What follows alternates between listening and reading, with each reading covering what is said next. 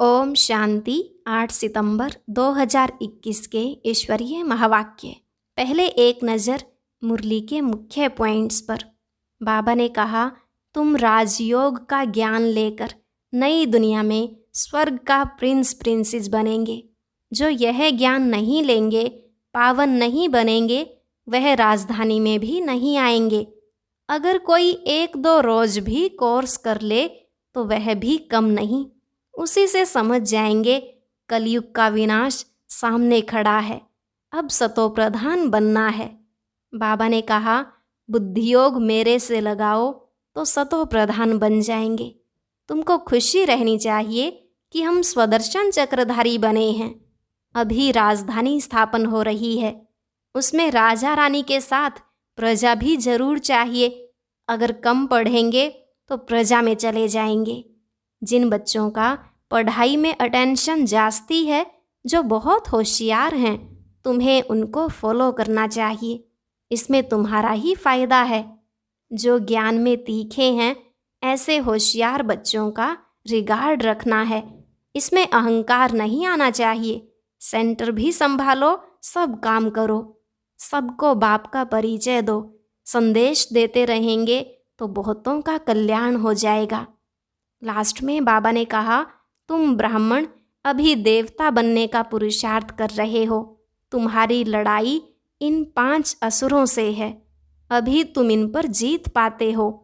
लक्ष्मी नारायण ने भी पूर्व जन्म में यह राजयोग का ज्ञान लेकर पुरुषार्थ किया, तब राजा रानी बने। अब सुनते हैं महावाक्यों को विस्तार से। मुरली का सार। मीठे बच्चे, अपने से बड़ों का रिगार्ड रखना यह भी दैवी गुण है। जो होशियार, अच्छा समझाने वाले हैं, उनको फॉलो करना है। प्रश्न, सतयुग में कोई भी भक्ति की रस्म रिवाज नहीं होती है, क्यों? उत्तर, क्योंकि ज्ञान का सागर बाप ज्ञान देकर सदगति में भेज देते हैं। भक्ति का फल मिल जाता है। ज्ञान मिलने से भक्ति का जैसे डायोर्स हो जाता। जब है ही ज्ञान की प्रारब्ध का समय, तो भक्ति तप दान पुण्य करने की जरूरत ही क्या? वहाँ यह कोई भी रस्म हो नहीं सकती। ओम शांति। पतित पावन शिव भगवानुवाच। अब बाप बैठ बच्चों को ज्ञान सुनाते हैं। बच्चों को समझाया गया है, जब मैं यहाँ आता हूँ तो पतितों को पावन बनाने के लिए ज्ञान सुनाता हूँ, और कोई यह ज्ञान सिखला न सके। वह भी भक्ति ही सिखलाते हैं। ज्ञान सिर्फ तुम बच्चे ही सीखते हो, जो तुम अपने को ब्रह्मा कुमार कुमारियाँ समझते हो। दिलवाड़ा मंदिर तुम्हारे सामने खड़ा है। वहाँ भी राजयोग की तपस्या में बैठे हैं। जगत अम्बा भी है, प्रजापिता भी है, कुमारी कन्या अधर कुमारी भी है। बाप राजयोग सिखला रहे हैं। ऊपर में राजाई के चित्र भी खड़े हैं। बाप कोई भक्ति नहीं सिखलाते हैं।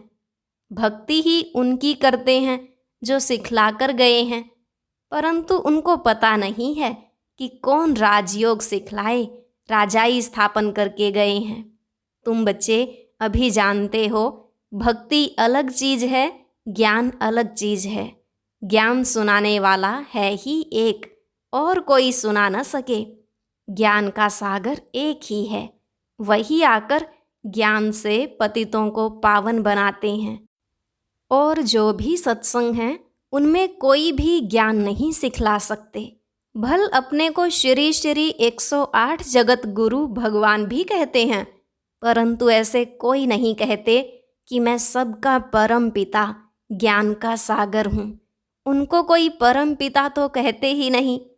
यह तो जानते ही हैं कि परम पिता पतित पावन है। यह पॉइंट्स बुद्धि में अच्छी रीति रखनी है।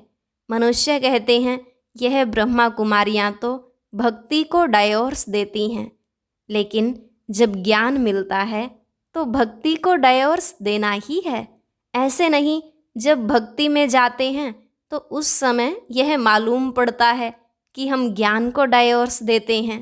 नहीं, वह तो ऑटोमेटिकली रावण राज्य में आ जाते हैं।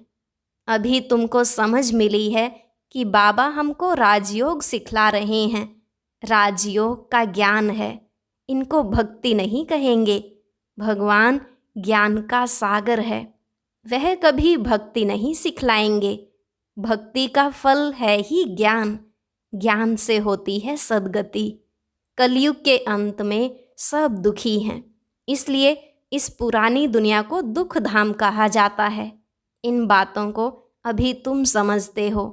बाप आया हुआ है भक्ति का फल अर्थात सद्गति देने, राजयोग सिखला रहे हैं।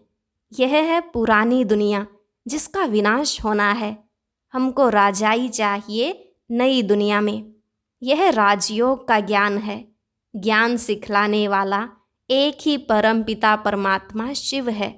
उनको ही ज्ञान सागर कहा जाता है, कृष्ण को नहीं। कृष्ण की महिमा ही अलग है। जरूर आगे जन्म में ऐसा कर्तव्य किया है जो प्रिंस बना है। अभी तुम जानते हो हम राजयोग का ज्ञान ले नई दुनिया में स्वर्ग का प्रिंस प्रिंसेस बनेंगे। स्वर्ग को सद्गति, नर्क को दुर्गति कहा जाता है। हम अपने लिए राज्य स्थापन कर रहे हैं। बाकी जो यह ज्ञान नहीं लेंगे, पावन नहीं बनेंगे, तो राजधानी में आ नहीं सकेंगे, क्योंकि सतयुग में बहुत थोड़े होंगे। कलयुग अंत में जो इतने अनेक मनुष्य हैं, वह जरूर मुक्तिधाम में होंगे। गुम नहीं हो जाते हैं, सब घर चले जाते हैं।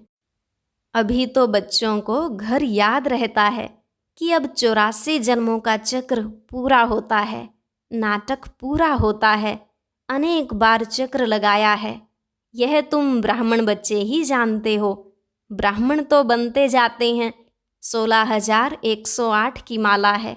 सतयुग में तो बहुत नहीं होंगे। सतयुग का मॉडल रूप भी दिखलाते हैं ना। बड़ी चीज़ का मॉडल छोटा होता है।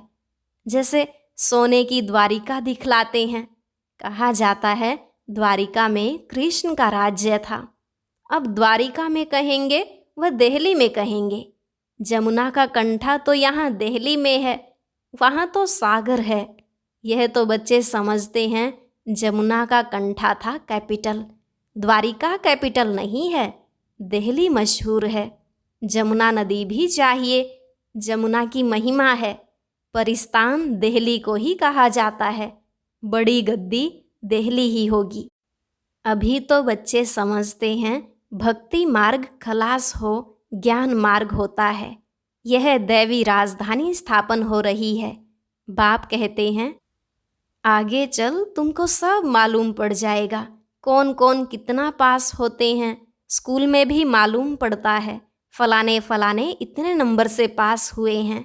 अभी दूसरे क्लास में जाते हैं, पिछाड़ी के समय जास्ती पता पड़ेगा कौन कौन पास होते हैं, जो फिर ट्रांसफ़र होंगे। क्लास तो बड़ा है ना, बेहद का क्लास है। सेंटर्स दिन प्रतिदिन बढ़ते जाएंगे। कोई आकर 7 रोज का कोर्स अच्छी रीति लेंगे, 1-2 रोज का कोर्स भी कम नहीं है। देखते हैं कलयुग का विनाश सामने खड़ा है। अब सतोप्रधान बनना है। बाप ने कहा है बुद्धियोग मेरे से लगाओ तो सतोप्रधान बन जाएंगे, पवित्र दुनिया में आएंगे। पार्ट तो जरूर बजाना ही है। जैसे ड्रामा में कल्प पहले पार्ट बज चुका है। भारतवासी ही राज्य करते थे, फिर वृद्धि को पाया है। झाड़ वृद्धि को पाता जाता है। भारतवासी देवी देवता धर्म वाले हैं, परंतु पावन न होने के कारण उन पावन देवताओं को पूजते हैं। जैसे क्रिश्चियन लोग क्राइस्ट को पूजते हैं। आदि सनातन देवी देवता धर्म है सतयुग में। सतयुग की स्थापना करने वाला है बाप। बरोबर सतयुग में इन देवताओं का राज्य था, तो जरूर एक जन्म पहले इन्होंने पुरुषार्थ किया होगा। जरूर वह संगम ही होगा, जबकि पुरानी दुनिया बदल नई दुनिया होती है। कलयुग बदल सतयुग आना है, तो कलयुग में पतित होंगे। बाबा ने समझाया है यह लक्ष्मी नारायण का चित्र बनाते हो व लिटरेचर छपाते हो तो उसमें लिख देना चाहिए कि इन्होंने इस सहज राजयोग के ज्ञान से आगे जन्म में यह पुरुषार्थ किया है। सिर्फ राजा रानी तो नहीं होंगे, प्रजा भी तो बनती है ना। अज्ञान में तो कुछ भी मनुष्य नहीं जानते, सिर्फ पूजा करते रहते हैं। अभी तुम समझते हो, वे लोग पूजा करते हैं तो सिर्फ लक्ष्मी नारायण को ही देखते रहते, ज्ञान कुछ भी नहीं। लोग समझते हैं भक्ति बगैर भगवान ही नहीं मिलेगा। तुम किसको कहते हो भगवान आया हुआ है तो तुम पर हंसते हैं।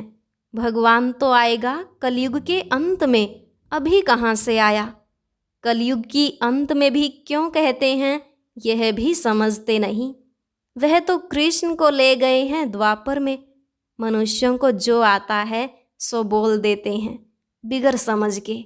इसलिए बाप कहते हैं तुम बिल्कुल ही बेसमझ बन गए हो। बाप को सर्वव्यापी कह देते हैं। भक्ति बाहर से तो बहुत खूबसूरत दिखाई पड़ती है। भक्ति की चमक कितनी है, तुम्हारे पास तो कुछ भी नहीं है।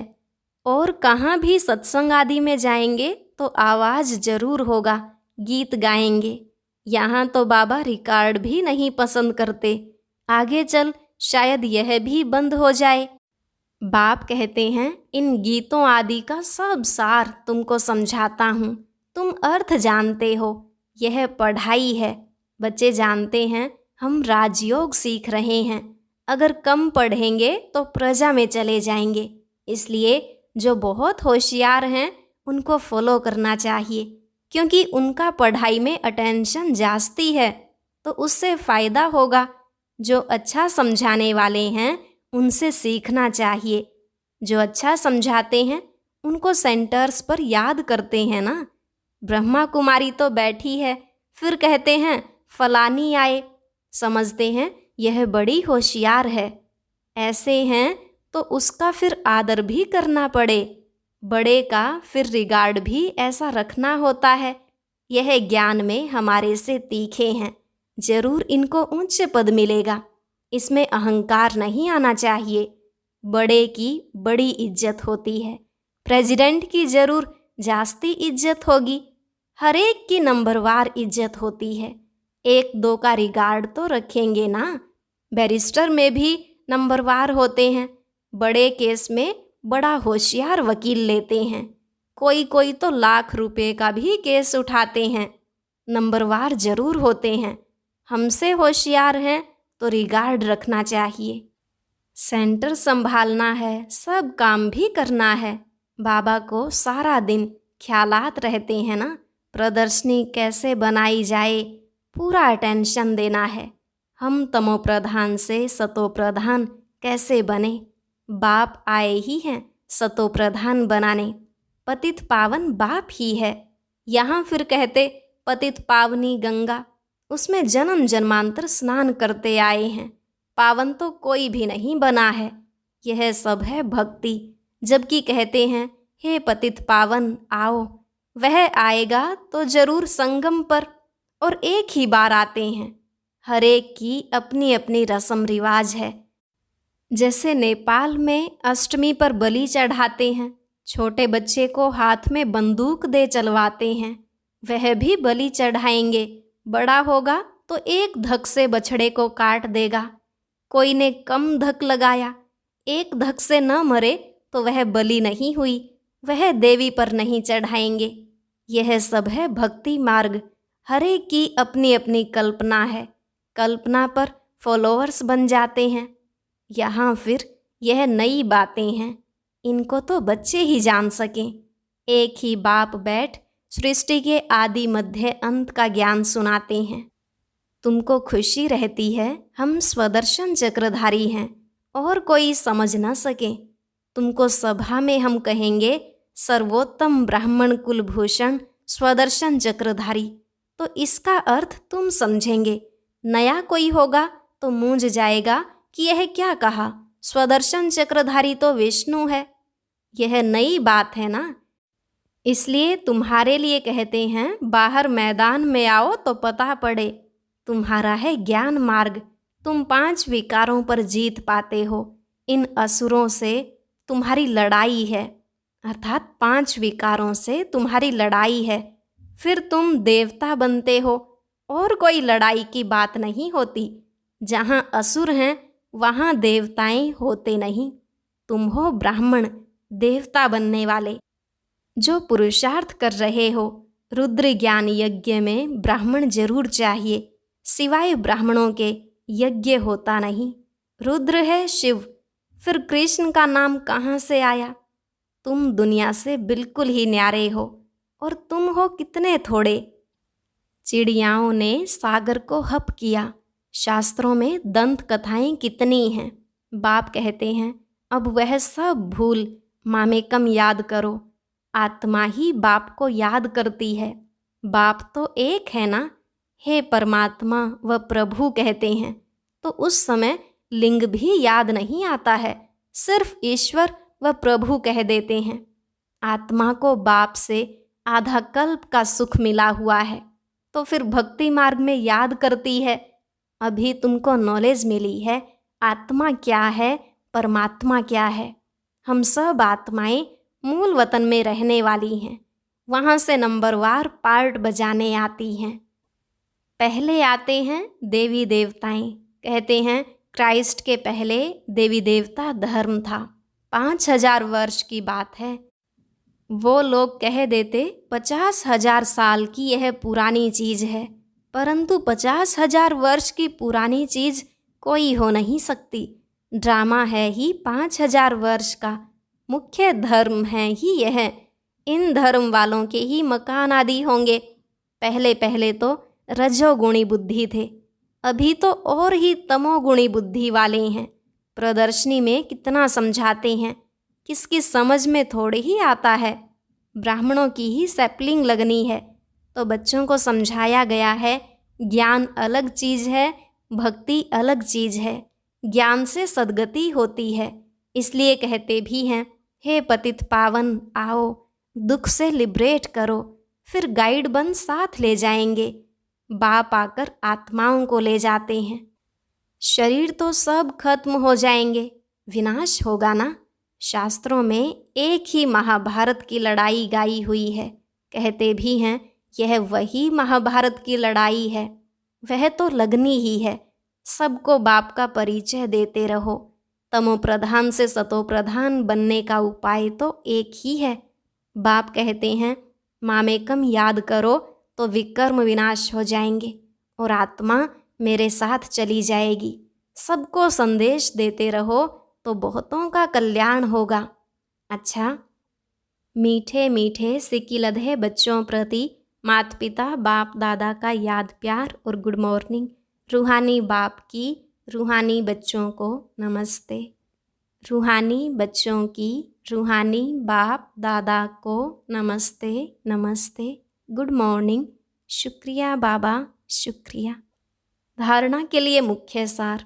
पहला पॉइंट, जो पढ़ाई में होशियार हैं, अच्छा समझाते हैं, उनका संग करना है, उन्हें रिगार्ड देना है, कभी भी अहंकार में नहीं आना है। दूसरा, ज्ञान की नई नई बातों को अच्छी रीति समझना व समझाना है। इसी खुशी में रहना है कि हम हैं स्वदर्शन चक्रधारी। आज का वरदान, एक बाप की याद में सदा मगन रहे, एक रस अवस्था बनाने वाले साक्षी दृष्टा भव। एक बाप की याद में सदा मगन रहे, एक रस अवस्था बनाने वाले साक्षी दृष्टा भव। बाबा ने कहा अभी ऐसे पेपर आने हैं जो संकल्प स्वप्न में भी नहीं होंगे, परंतु आपकी प्रैक्टिस ऐसी होनी चाहिए जैसे हद का ड्रामा साक्षी होकर देखा जाता है। फिर चाहे दर्दनाक हो या हंसी का हो, अंतर नहीं होता। ऐसे चाहे कोई का रमणीक पार्ट हो, चाहे स्नेही आत्मा का गंभीर पार्ट हो, हर पार्ट साक्षी दृष्टा होकर देखो, एक रस अवस्था हो। परंतु ऐसी अवस्था तब रहेगी जब सदा एक बाप की याद में मगन होंगे। स्लोगन, दृढ़ निश्चय से अपने भाग्य को निश्चित कर दो तो सदा निश्चिंत रहेंगे। दृढ़ निश्चय से अपने भाग्य को निश्चित कर दो तो सदा निश्चिंत रहेंगे। ओम शांति। आज की अव्यक्त मुरली जरूर सुने। उसके लिए ऊपर दिए गए बॉक्स को टच करें।